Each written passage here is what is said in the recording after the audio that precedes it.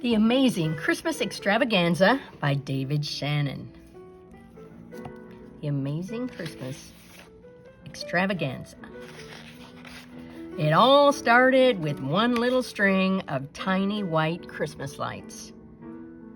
In the past, Mr. Merriweather had been happy celebrating Christmas with his wife and their children, Matthew and Sarah. Each year, he made a big show of getting the box of ornaments down from the attic. Then the Merriweather family decorated the tree together and hung a wreath on the front door. But this Christmas was different. This year, we're really going to celebrate Christmas, he announced. This year, we're going to put lights on the house. They were all very excited. Mrs. Merriweather clapped her hands, and Sarah hopped on one foot. Then Mr. Merriweather hauled his ladder outside and tacked up a small string of white lights around the front window. "That's fine," he said, admiring his handiwork. And he left the lights on all night so he could see the glow from his bedroom, and he went to sleep a happy man. "Kind of shrimpy little string of lights you got there, pal." Mr. Merriweather stopped shoveling and turned to see Mr. Clack, his neighbor from across the street. "Wait till you see my house," Mr. Clack bragged. "I got 17 strings of lights, and they blink on and off." Mr. Merriweather was suddenly embarrassed. "Well, I'm not done yet. You wait till I'm finished. Then I guess you'll see something." And he pulled his hat down over his ears, and he went back to shoveling.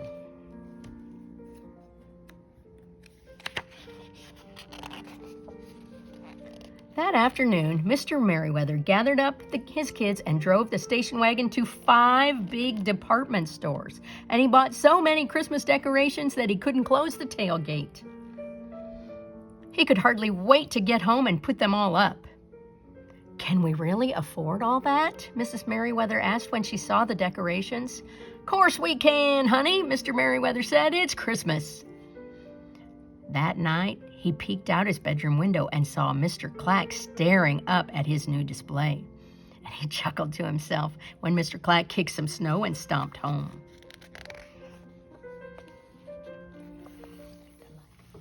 The next day, all of Mr. Merriweather's neighbors stopped by to tell him how wonderful his house looked. He had never gotten so many compliments, and they made him feel giddy and full inside, like he'd just eaten a big dinner. But still, he thought there was room for improvement. Every morning for the next week, Mr. Merriweather fired up the old station wagon and went in search of more decorations, which he carefully added to his house with the seriousness of a true artist. And every evening, the neighbors and their kids came out to see the new wonder sprouting from the House of Lights. "Magnificent!" the neighbors exclaimed. "Awesome!" Matthew's and Sarah's friends told them they were lucky to have such a great dad. "Yeah," said Matthew, a little puzzled. "He's really something." Mrs. Merriweather tried to be understanding, but she was worried. Christmas Day would be here soon, and it seemed that all her husband could think of was colored lights and plastic candles. And she was relieved when Mr. Merriweather told her he had been to every store he could find, and there was nothing left to buy.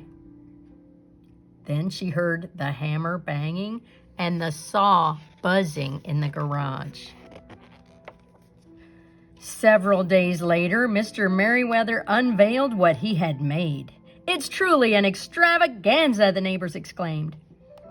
Mr. Merriweather flipped a switch, and the recording of the 12 Days of Christmas blared out of loudspeakers, and life-size wooden cutouts filled the yard, representing each of the 12 days. There were maids a-milking, geese a-laying, lords a-leaping, and even a partridge in a pear tree. "And this is nothing," shouted Mr. Merriweather. "You should see what I'm building next." "Terrific," muttered Mr. Clack.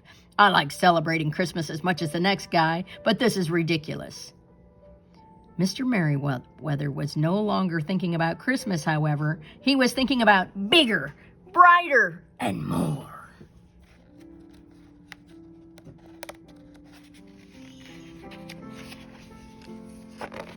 The next night, Mr. Merriweather was back at work on his extravaganza.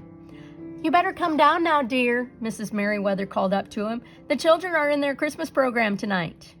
"Sorry, no time," Mr. Merriweather mumbled through a mouthful of nails. "I've got too much to do. You go on without me." It was hopeless. Mrs. Merriweather tried to explain to Matthew and Sarah that their father was a very busy man.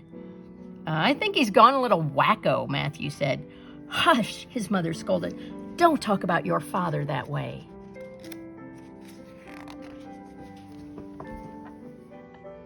Mr. Merriweather's display continued to grow, and one day he put up Santa's workshop, complete with elves, and the next day he added giant snowmen made of styrofoam, and finally he built a 50-foot Santa with a mechanical arm that waved.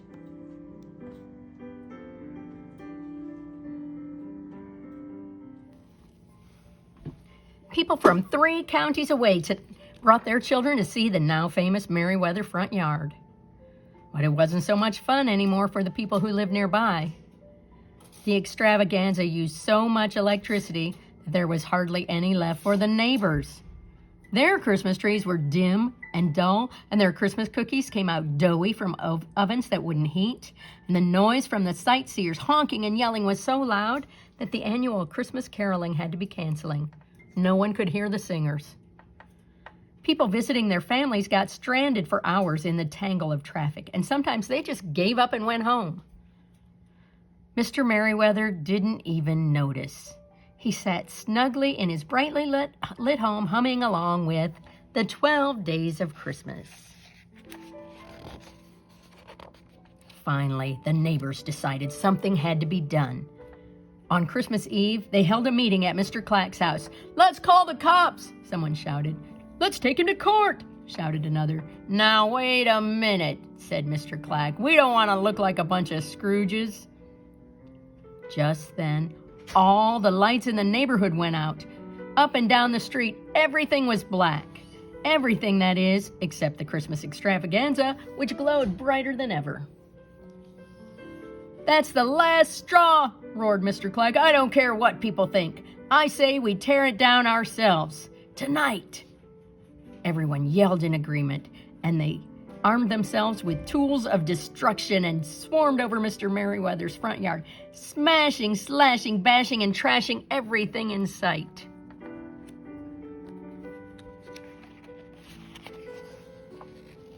Mr. Merriweather and his wife woke up in midair. "Oh my, oh no," he wailed. "What is it?" cried the children, running into the room. "I think it's an earthquake," Mr. Merriweather exclaimed, and they dove under the bed and huddled there together, listening to the terrible screeching, cracking, and thumping, and it lasted all night long. Finally, the noises stopped, and Mr. Merriweather poked his head out from under the bed. It was morning, Christmas morning. He ran downstairs, opened the front door, and couldn't believe what he saw. The Christmas extravaganza was gone. Yesterday, giant snowflakes, Santa Clauses, reindeer, and lights had decorated his house and yard, and now there was only a huge pile of sputtering rubble. Mr. Clack and the rest of the mob were still standing around, and their heavy breaths steamed in the cold morning air. "I guess that'll teach you to muck up our neighborhood," Mr. Clack sneered. Mr. Merriweather felt as if he'd been hit by a log. He could barely talk. But I was just celebrating Christmas," he said. "I didn't know it bothered you. I thought you liked it." Well, the neighbors were silent. No longer caught up in the attack, they looked at each other and began to think about what they had done, and they were ashamed. "I'm sorry," Mr. Clack said sheepishly, and he picked up a pair of broken reindeer antlers. "Here," he said, "we'll help you put it all back together again. We'll make it even better." Mr. Merriweather shook his head. "No," he said, "I think some nice little white lights will do just fine."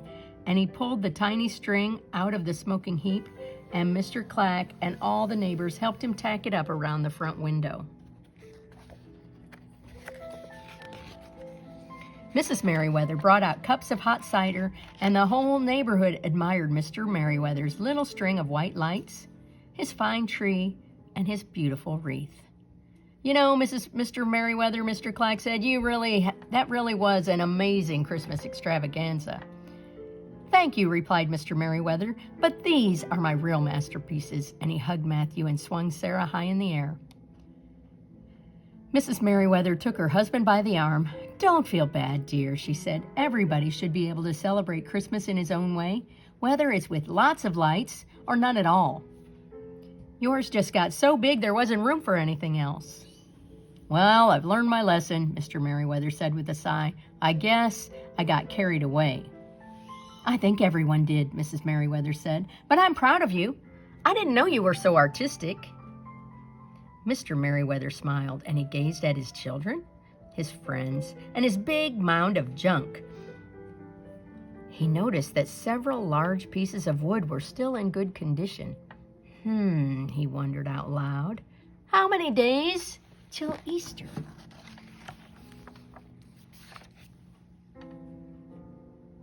The end.